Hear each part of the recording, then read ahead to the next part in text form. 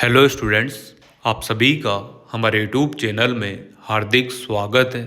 आज के इस वीडियो में बात करने वाले हैं आरपीएससी सेकेंड ग्रेड की विज्ञप्ति या फिर नोटिफिकेशन यहाँ पर जारी हो चुका है।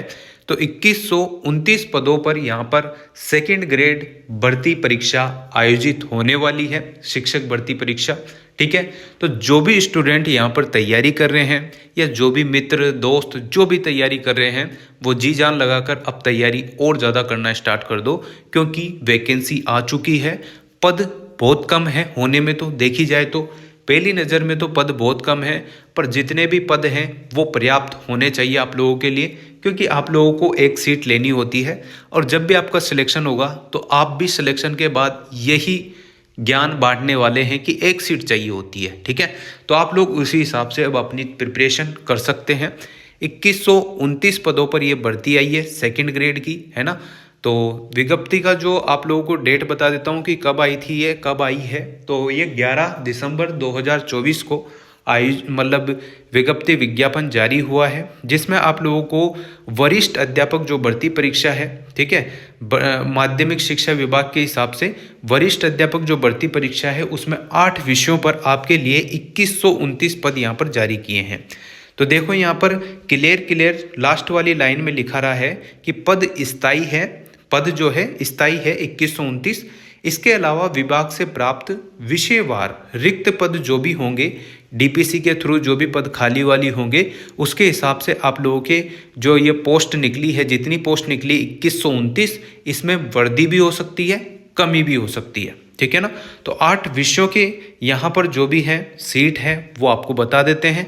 चयन प्रक्रिया क्या रहने वाली है, फीस कितनी लगने वाली है, फॉर्म कब से कब तक भरेंगे, पे मैट्रिक क्या रहने वाली है, सभी मुद्दों पर अपन विस्तृत रूप से इस वीडियो में बात करने वाले हैं। तो वीडियो आप लोग पूरा देखिएगा, और अगर आप लोग चैनल पर नए हैं तो चैनल को सब्सक्राइब, वीडियो को लाइक और बेल आइकन जरूर दबा लीजिएगा। देखो स्टूडेंट, पहली बात मैं आपको बता दूं, बहुत टाइम से आप सभी सेकंड ग्रेड शिक्षक भर्ती परीक्षा का इंतजार कर रहे होंगे। अब विज्ञप्ति जारी हो चुकी है तो एग्ज़ाम भी जल्दी ही हो जाएंगे, है ना। तो यहाँ पर 8 विषय के सीट जितनी भी है वो बता देता हूँ। उसके अलावा जो मेन फैक्टर है वो उन पर ही अपन बात करेंगे, वरना इसमें बहुत सारी चीज़ें लिखी हुई है जो कि आप लोग खुद भी पढ़ सकते हैं।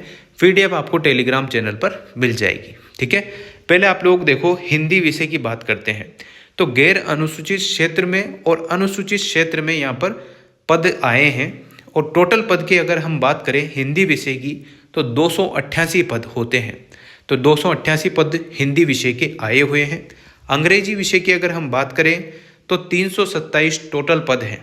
ठीक है, गणित विषय की हम बात करते हैं तो 694 पद। इन सभी पदों में सबसे ज़्यादा गणित विषय के पद आए हुए हैं।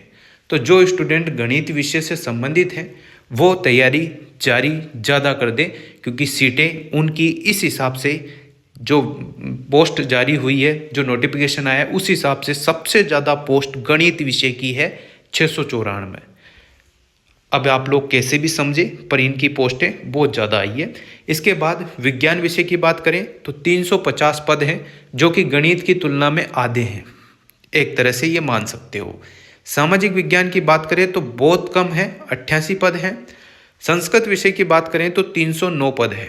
ठीक, पंजाबी विषय की बात करें तो 64 पद, और उर्दू में मात्र 9 पद हैं। तो इस प्रकार से आप लोगों के 2129 पदों पर यह विज्ञप्ति आई हुई है। ठीक है ना। अब इसमें देखो जो मोस्ट इंपॉर्टेंट बातें हैं वो मैं आप लोगों के साथ शेयर कर देता हूँ। पहली बात तो अगर आप अनुसूचित क्षेत्र से हैं तो अनुसूचित क्षेत्र में ही आप लोग फॉर्म भरेंगे तो अच्छा है, गैर अनुसूचित क्षेत्र से हैं तो गैर अनुसूचित क्षेत्र में फॉर्म भरेंगे तो अच्छा है। ये बात तो आपको ध्यान रखनी है। दूसरी बात यहाँ पर देखो, यदि अनुसूचित क्षेत्र के अभ्यर्थी अनुसूचित क्षेत्र में ही कार्य या सेवा करना चाहते हैं तो आवश्यक रूप से अनुसूचित क्षेत्र को ही प्राथमिकता देवे। ठीक, दूसरा पॉइंट यहाँ पर लिखा हुआ है कि यदि अभ्यर्थी कोई भी स्टूडेंट एक से अधिक विषय हेतु आवेदन करना चाहता है तो उसे प्रत्येक पद के लिए पृथक ऑनलाइन आवेदन पत्र प्रस्तुत करना होगा, यानी कि अलग अलग विषय के लिए अलग अलग फॉर्म भरना होगा। जैसे मान लो किसी के विज्ञान भी है, गणित भी है, दोनों से अप्लाई करना चाहता है तो कर सकता है, इसमें क्लियर लिखा हुआ है। फिर आप अपने हिसाब पर, अपने स्तर पर इसकी जांच पड़ताल कर ही फॉर्म भरना, ठीक है। चलिए, ये बात तो क्लियर हो चुकी है। अब ये जो नोट लिखा हुआ है इसमें ये चीज़ें लिखी हुई है कि जैसे कोई EWS वाले स्टूडेंट है, अगर वो नहीं मिलते हैं पूरे जितनी सीटें उतनी पर EWS के कैंडिडेट नहीं मिलते हैं तो जनरल से उनको भरा जाएगा। फिर यहाँ पर जो विधवा महिलाएं हैं, तलाकशुदा हैं, अगर वो भी पूरी नहीं मिलती है पोस्ट के हिसाब से तो उनकी भी भर्ती इस प्रकार से ही की जाएगी, ठीक है ना। निःशक्त जन वगैरह जो भी सारी चीज़ें इसमें मेंशन है, आप लोग खुद पढ़ लीजिएगा। अगर हम बात करें अनिवार्य शैक्षणिक योग्यताओं की तो हिंदी, अंग्रेजी, गणित, संस्कृत, उर्दू, पंजाबी विषय के लिए आप लोगों की UGC से मान्यता प्राप्त किसी भी सब्जेक्ट में आपकी डिग्री, डिप्लोमा, एजुकेशन से होनी चाहिए, है ना। और साथ में ही यानी कि ग्रेजुएशन कंप्लीट होनी चाहिए, उसके साथ आप लोगों की BEd कंप्लीट होना जरूरी है। चाहे आपकी BEd हो या फिर BEd MAd इंटीग्रेटेड कोर्स हो या फिर MSc BEd वाला जो कोर्स होता है वो कंप्लीट होना चाहिए, ठीक है ना। विज्ञान विषय की बात करें तो जो भी सब्जेक्ट आते हैं जैसे physics, chemistry, zoology, botany, microbiology, biotechnology, biochemistry, इनमें डिग्री कंप्लीट होनी चाहिए प्लस BEd होना चाहिए। साथ में सामाजिक विज्ञान विषय वाले जो भी स्टूडेंट हैं जैसे history, geography, economics, political science, इनके अलावा BEd कंप्लीट होना चाहिए ग्रेजुएशन के अलावा, ठीक है ना। Working knowledge of Hindi written in Devanagari script and knowledge of Rajasthani culture, इसकी नॉलेज आपको होनी चाहिए देवनागरी लिपि की और राजस्थानी कला संस्कृति की। ये बातें तो क्लियर है। इसके बाद यहाँ पर एक नोट आता है, उसमें लिखा हुआ है कि अभ्यर्थी को वांछित शैक्षणिक अर्हता, शैक्षणिक योग्यता, अनुभव और आयु इत्यादि होने पर ही ऑनलाइन आवेदन करना चाहिए। तथापि आयोग द्वारा अभ्यर्थियों को ऑनलाइन आवेदन पत्र की अनुमत संशोधन तिथि तक ऑनलाइन आवेदन पत्र को प्रत्याहारित यानी कि विड्रॉल करने का विकल्प उपलब्ध होगा। इसके बाद यह है कि असत्य और गलत सूचना अगर पाई जाती है तो धारा 217 के तहत आप लोगों पर दंडनीय अपराध है, उसके खिलाफ आप लोगों पर जो भी बनता है वो 1 वर्ष की अवधि के अंतर्गत आपको डिबार कर दिया जाएगा। इसके बाद बात करते हैं शैक्षणिक अर्हता संबंधित प्रावधान की। तो इसमें पद की अपेक्षित शैक्षणिक अर्हता के अंतिम वर्ष की परीक्षा में सम्मिलित हो चुका, यानी कि अगर आप लोगों के फाइनल ईयर चल रहा है उसमें सम्मिलित हो रहा है वाला व्यक्ति भी आप लोग भी क्या कर सकते हो, इसमें आवेदन कर सकते हो, अपेयरिंग में इसके फॉर्म अप्लाई कर सकते हो, ठीक है ना। बाकी आप लोगों को इसका सबूत देना होगा जो कि आपकी मार्कशीट आकर हो ही जाएगा, ठीक है। पे मैट्रिक की अगर हम बात करें तो इसकी पे मैट्रिक रहने वाली है लेवल 11, ग्रेड पे रहेगी 4200 पे ग्रेड की ये नौकरी है, हर माह आपको वेतन मिलेगा, ठीक है ना। आयु सीमा की बात करें तो कम से कम आपकी आयु 18 वर्ष से अधिक और 40 वर्ष से कम होनी चाहिए। बाकी जिसको कैटेगरी का फ़ायदा मिलता है उनके हिसाब से वो काउंट कर लेना, जैसे SC ST OBC ये वाले जिनको जो भी है ना, जैसे SC है, ST है ना, बैकवर्ड क्लासेज है, मोर बैकवर्ड क्लासेज है, ये वाले जो भी स्टूडेंट है, पुरुष स्टूडेंट उनके 5 वर्ष की छूट है, महिला स्टूडेंट जो भी हैं उनके 10 वर्ष की छूट है। अगर सामान्य वर्ग की महिला है तो उसको 5 वर्ष की छूट है अनारक्षित। विधवा अगर महिला है तो उसको भी कोई छूट, मतलब कोई सी भी उम्र में वो एग्ज़ाम दे सकती है, कोई आयु सीमा नहीं है, ठीक है। बाकी भूतपूर्व कैदी वगैरह इन्हों के सबके यहाँ पर लिखे हुए हैं, तो आप लोग ध्यान से इनको पढ़ लेना, PDF टेलीग्राम पर अवेलेबल हो जाएगी, ठीक। ये सारी चीज़ें तो क्लियर आपके समझ में आ गई होगी। अब चयन प्रक्रिया की बात कर लेते हैं, कैसे क्या एग्ज़ाम होगा। देखो, अभ्यर्थियों का चयन जो होगा उसमें एक प्रतियोगी परीक्षा होगी, उसके माध्यम से किया जाएगा। अगर आवश्यकता पड़ती है तो मूल्यांकन भी हो सकता है, जैसे कि स्केलिंग हो जाए, मॉडरेशन, नॉर्मलाइजेशन होकर भी आप लोगों का रिजल्ट डिक्लेयर किया जा सकता है, ठीक है ना। इस प्रकार से आप लोगों की लिखित परीक्षा में प्राप्त अंकों के मेरिट के क्रम में आप लोगों को ज्वाइनिंग मिलेगी, ठीक। परीक्षा का स्थान और माह जो है अभी क्लियर नहीं है, वो आपको टाइम के हिसाब से बता दिया जाएगा। परीक्षा योजना और अगर पाठ्यक्रम की बात करें तो उक्त पदों से संबंधित सेवा नियम के 22 के अनुसार प्रतियोगी परीक्षा के रूप में आयोजित की जाएगी। उक्त नियम में उल्लेखित परीक्षा योजना के अनुसार परीक्षा वस्तुनिष्ठ रूप से ली जाएगी। जिसके सभी प्रश्न वस्तुनिष्ठ प्रकार के होंगे, यानी कि ऑब्जेक्टिव टाइप होंगे, वो आपको वेबसाइट पर देखने को मिल जाएगा।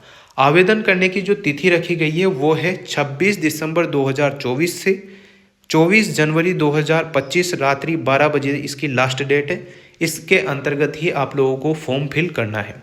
26 दिसंबर 2024 से स्टार्ट होंगे और 24 जनवरी 2025 रात्रि 12 बजे तक ये फॉर्म चलेंगे। लास्ट डेट रहेगी 24 जनवरी। आवेदन प्रक्रिया जो आपकी रहने वाली है वो rpsc.rajasthan.government.in पर उपलब्ध ऑनलाइन आवेदन पत्र भरने के संबंध में दिशा निर्देश यहाँ पर जारी कर दिए गए हैं। तो आप लोगों को क्या करना है, OTR SSO ID के थ्रू आप लोगों को ये सारी चीज़ें भरने को मिल जाएगी। वन टाइम रजिस्ट्रेशन आपको करना है OTR के थ्रू। उसकी अगर आप लोगों ने पहली बार ही रजिस्ट्रेशन कर रहे हो तो उसकी भी फीस रखी गई है। तो जैसे कोई जनरल कैटेगरी OBC कैटेगरी की 600 रुपये है, SC ST की यहाँ पर 400 रुपये है और फिजिकल हैंडीकैप जो भी स्टूडेंट है उनकी 400 रुपये यहाँ पर फीस है वन टाइम रजिस्ट्रेशन की। बाकी कोई शुल्क नहीं है, फ्री है फॉर्म भरना। बाकी वन टाइम रजिस्ट्रेशन का यहाँ पर फीस वगैरह है। तो उसमें जो जो चीज़ें आप लोग ध्यान से भरें, अपना नाम, आधार कार्ड को एक बार अपडेट करा लें, चेक कर लें, है ना, अपना नाम, पिता का नाम वगैरह वगैरह, क्योंकि ये एक बार वन टाइम रजिस्ट्रेशन में जो चीज़ आपने लिख दी वो चेंज नहीं होगी। तो ध्यान से उनको भरना है, ठीक है ना। इन चीज़ों का आप लोगों को बिल्कुल ध्यान रखना होगा। इसके बाद आप लोग फॉर्म फिल करेंगे तो सारी चीज़ें निकल कर आ जाएगी। सभी प्रकार के अनुमत संशोधन हेतु शुल्क, अगर आपने कोई गलती से कुछ भी चीज़ गलत भर दी है, जैसे OTR में आपने वन टाइम रजिस्ट्रेशन में जो चीज़ें भरनी है वो तो बिल्कुल क्लियर ही भरनी है। उसके अलावा अगर आप लोग फॉर्म भरते हैं और फॉर्म भरते टाइम कोई मिस्टेक हो जाती है तो उस मिस्टेक को सुधारने के लिए आपको जो संशोधन कराना होगा, है ना, तो जो संशोधन कराना होगा, करेक्शन जो कराना होगा, उसके लिए आप लोगों को 500 रुपये शुल्क देना होगा। चाहे आपका एक शब्द ही गलत हुआ हो या पूरा ही शब्द गलत हुआ हो, उसके लिए 500 रुपये यहाँ पर शुल्क निर्धारित किया गया है। बाकी ये चीज़ें आपके समझ में आएगी होगी। वन टाइम रजिस्ट्रेशन वाली 600 रुपये जनरल OBC के, 400 रुपये SC ST के और 400 रुपये दिव्यांगजनों के। इस प्रकार से आप SSO ID के थ्रू अपना फॉर्म फिल कर सकते हैं, ठीक है ना। अब देखो यहाँ पर स्कीम एंड सिलेबस ऑफ जो भी ये सीनियर टीचर भर्ती परीक्षा है, इसके संबंधित आपके पेपर फर्स्ट तो आपका रहेगा 200 मार्क्स का और पेपर सेकंड रहेगा 300 मार्क्स का। कुल मिलाकर आपका 500 नंबर का ये पेपर होने वाला है। पेपर फर्स्ट में आप लोगों के 200 मार्क्स आने वाले हैं, 2 घंटे का पेपर होगा और 100 क्वेश्चन आपसे पूछे जाएंगे। प्रत्येक क्वेश्चन 2 नंबर का होगा, जिसमें जियोग्राफिकल आएगी, हिस्ट्री आएगी आपकी, कल्चर और जनरल नॉलेज ऑफ राजस्थान आएगी, करंट अफेयर ऑफ राजस्थान आने वाली है, general knowledge of world and India और एजुकेशनल जो साइकोलॉजी आपकी वो इसमें आने वाली है। ये चीज़ें आप लोगों को ध्यान रखनी ही है। साथ में ही आप लोगों के राजस्थान सिविल सेवा जो है नियम 1988 और राजस्थान दिव्यांगजन अधिकार नियम 2018 में विगित भूतपूर्व सैनिकों एवं विशेष योग्यजन को न्यूनतम उत्कीर्णता में छूट एवं रियासत दी जाएगी। अगर हम सेकंड पेपर की बात करें तो आपके 300 नंबर का पेपर रहेगा, 2 घंटे और 30 मिनट का ये पेपर रहने वाला है। पहला पेपर आपका 2 घंटे का रहेगा 200 मार्क्स का, दूसरा पेपर आपका 300 मार्क्स का रहेगा 2 घंटे और 30 मिनट का रहने वाला है। 150 क्वेश्चन आपके आएंगे, प्रत्येक क्वेश्चन 2 नंबर का रहने वाला है। और अगर आपका रॉन्ग आंसर देते हो आप लोग, अगर आप लोग रॉन्ग आंसर देते हो तो incorrect answer to multiple answers, wrong answer shall mean a incorrect answer और मल्टीपल आंसर्स, ये सारी चीज़ें इसमें लिखी हुई है ना। The minimum qualify marks shall भी 40% आपके कम से कम मार्क्स आने ही चाहिए। और SC ST वाले जो आरक्षित जातियां हैं, आरक्षित कैटेगरी है, उनको 5% की यहाँ पर छूट दी गई है। ये बात आपको ध्यान रखनी है। 40% मार्क्स आपके आने ही चाहिए, तब जाके आप लोग क्वालिफाई माने जाएंगे। ये सारी चीज़ें तो आपको बता दी गई है पेपर फर्स्ट और पेपर सेकंड में। उक्त पदों हेतु आयोजित की जाने वाली परीक्षा के लिए OMR उत्तर पत्रक में प्रश्नों के विकल्प भरने के संबंध में आप लोगों को 5 ऑप्शन आएंगे। ब्लू बॉल पेन जो आपका होता है उसी से आपको गोले भरने होंगे, है ना। इस प्रकार से आप लोग गोले भर सकते हैं। और अगर आप 5 ऑप्शन नहीं भरते हैं, खाली छोड़ देते हैं, तो 1/3 नेगेटिव मार्किंग उसमें भी होगी। तो कम से कम 10% जो क्वेश्चन है आपको उसमें ई वाला ऑप्शन भरना जरूरी है। ये चीज़ें ध्यान रखना। और जब भी आप लोग फॉर्म भरें तो आपकी ईमेल आईडी, मोबाइल नंबर, ये सारी चीज़ें करेक्ट होनी चाहिए ताकि फ़ोन जा सके, OTP आ सके, SMS जा सके। ये चीज़ें आप लोगों को बिल्कुल ध्यान रखनी है। फॉर्म भरते टाइम आपको ये चीज़ें ध्यान रखनी होगी। तो इसमें बहुत सारी चीज़ें लिखी हुई है, वो आप लोग अपने हिसाब से शांति से भर ले। और परीक्षा देने से, अगर आपने फॉर्म भर दिया है तो परीक्षा देने जाना ही होगा, वरना आप लोगों के डी बार वी बार भी आ सकती है, यानी कि आप लोग अगली बार एग्ज़ाम दे पाएँ न दे पाएँ, कोई गारंटी नहीं है। तो अगर आप फॉर्म भर रहे हैं तो ध्यान से भरें, भरने के बाद आप लोग एग्ज़ाम ज़रूर देने जाएँ, ठीक है। तो इसी प्रकार की कुछ जानकारी थी थोड़ी बहुत जो मैंने आप लोगों को बता दी। फिर आप लोग खुद भी ये चीज़ें पढ़ लेना, मैं टेलीग्राम पर आप लोगों को इसकी PDF अवेलेबल करा दूंगा। तो 21 से 29 पदों पर यहाँ पर जो है वरिष्ठ अध्यापक भर्ती परीक्षा होने वाली है। डेट वेट अभी नहीं आई है, फॉर्म इसके जल्दी स्टार्ट हो जाएंगे, जैसा कि मैंने आपको बताया ही था। अभी फॉर्म जल्दी स्टार्ट हो जाएंगे और 24 जनवरी इसकी लास्ट डेट रहने वाली है। 24 जनवरी 2025 लास्ट डेट है। 26 दिसंबर 2024 से फॉर्म स्टार्ट हो जाएंगे। Thank you so much. Video अच्छी लगी हो तो like, comment, share and subscribe.